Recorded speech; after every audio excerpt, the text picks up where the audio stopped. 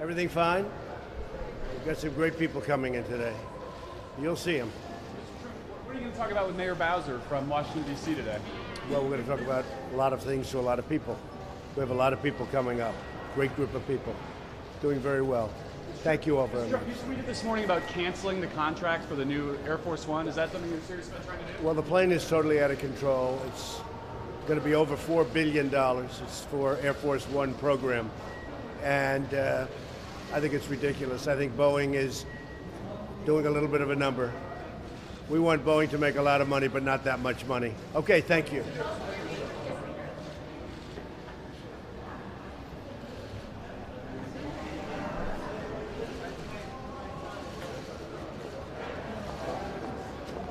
Our movement is about replacing a failed and corrupt political establishment with a new government controlled by you, the American people. The Washington establishment and the financial and media corporations that fund it exist for only one reason: to protect and enrich itself. The establishment has trillions of dollars at stake in this election. For those who control the levers of power in Washington and for the global special interest, they partner with these people that don't have your good in mind.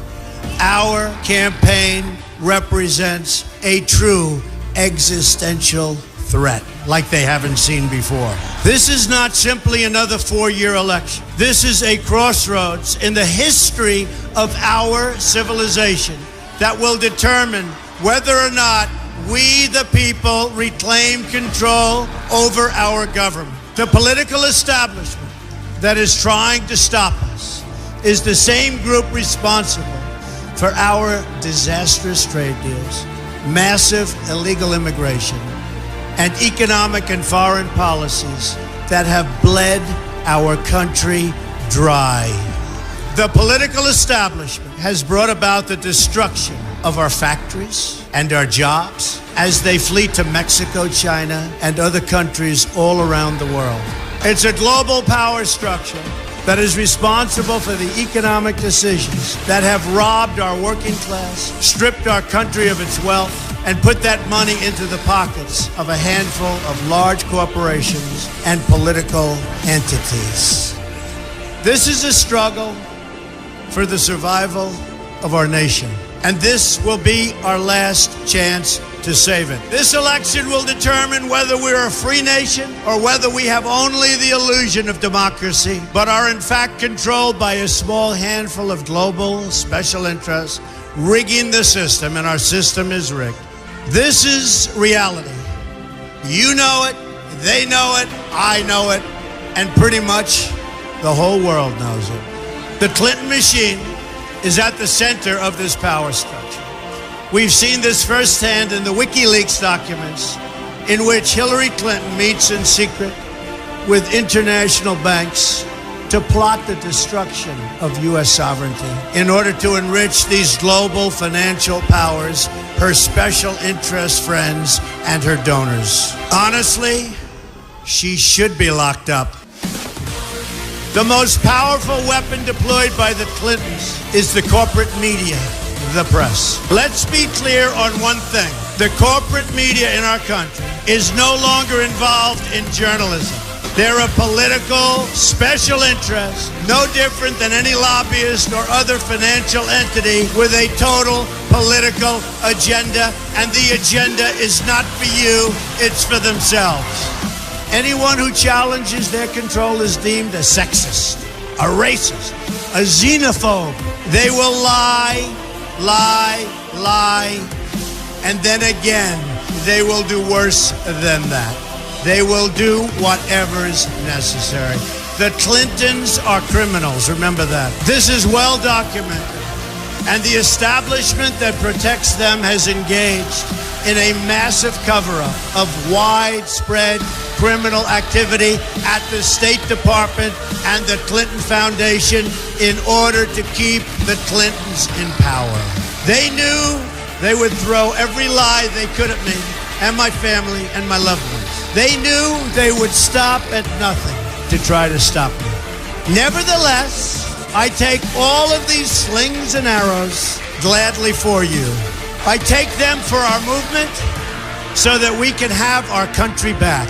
I knew this day would arrive. It's only a question of when.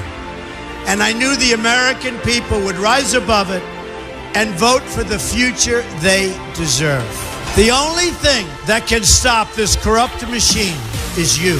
The only force strong enough to save our country is us. The only people brave enough to vote out this corrupt establishment is you, the American people. Our great civilization has come upon a moment of reckoning.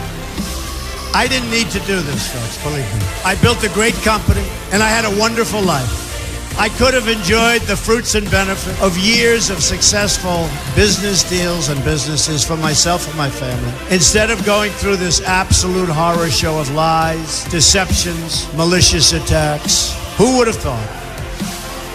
I'm doing it because this country has given me so much, and I feel so strongly that it's my turn to give back to the country that I love. I'm doing this for the people and for the movement, and we will take back this country for you, and we will make America great again.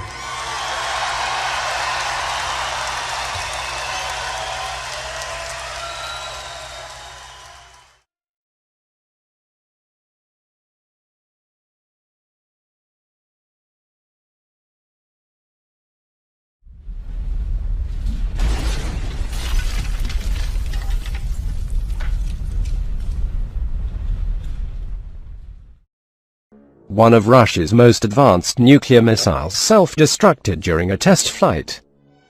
Russia's R-30 Bulava submarine-launched ballistic missile (SLBM) continues to be plagued with problems, as a recent test failure shows. On Sept. 27, K-535 Yuri Dolgoruki, the lead vessel in the Project 955 Borei class of ballistic missile submarines (SSBNs), launched two Bulava SLBMs from the White Sea at the Kura testing range on the Kamchatka Peninsula. While one of the missiles hit its targets successfully, the other self-destructed in flight. The second rocket self-destructed after the first stage of the mission, reads a statement from the Russian Ministry of Defense as quoted by the Moscow-based TASS News Agency. The Bulava missile, which is eventually expected to form the backbone of the sea-based portion of Russia's nuclear deterrence triad, has been plagued with reliability problems. The Bulava had suffered from a string of failures before the weapon was finally declared operational on October 2015. After quality control issues during the production process were allegedly resolved. However, since November 2015, the Bulava has suffered at least 3 failures out of a total of 4 launches. The problem with the Bulava missile is not the weapon's design, which is sound. The issue is production. The Russian missile industry has simply failed to produce quality SLBMs consistently. The Bulava's problem is production quality, said Mike Kaufman, a research scientist at the Center for Naval Analysis specializing in Russian military affairs. There are issues with serial production in Russia's defense industry. You can ask the same question about Russia's space lift industry component quality and consistency. Issues. Quote, while the Bulava's test failure means that Russia's Borei-class SSBNs are not currently going to provide an effective nuclear deterrent capability, the Kremlin still has its fleet of older Delta IV class Project 667 BDRM Delphin boomers in service, though older and less capable than the newer Borei-class successors. The Delta IV class SSBNs are armed with the formidable liquid-fueled R-29 Musoneva and R-29RM U-2 one-liner SLBMs, both of which actually have much greater range and throw weight than the Bulava. I think the deterrent is fine, Kaufman said. The Delta IV is not going anywhere. Superficially, The Bulava is not a particularly impressive SLBM. The weapon's specifications are exceeded by any number of older Soviet or Russian and U.S. missiles such as the Senevra Trident II D5.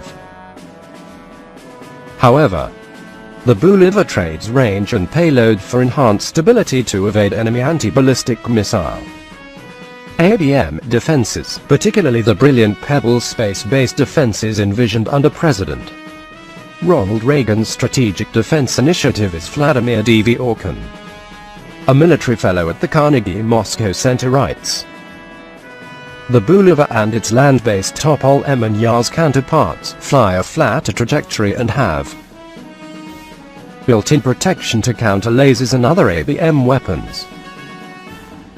But those defenses come at the cost of some performance. However, the Kremlin has decided that the performance penalty is worth it for the extra survivability as the United States builds up its missile defense capabilities. In any case, the Kremlin does not need to rely on its sea-based deterrent for an effective second strike capability. Indeed, while the Soviet Navy of old would defend heavily fortified bastions in the Arctic where their SSBNs would operate in relative safety, the much truncated current-day Russian fleet does not have the ability to defend those regions as effectively. Thus, road-mobile or rail-mobile ICBMs such as the RS-24 Yars offer a much more survivable alternative, given the vast reaches of Russia's land mass. Keep in mind Russia's sea-based deterrent is not its survivable second strike, and is much less important," Kaufman said.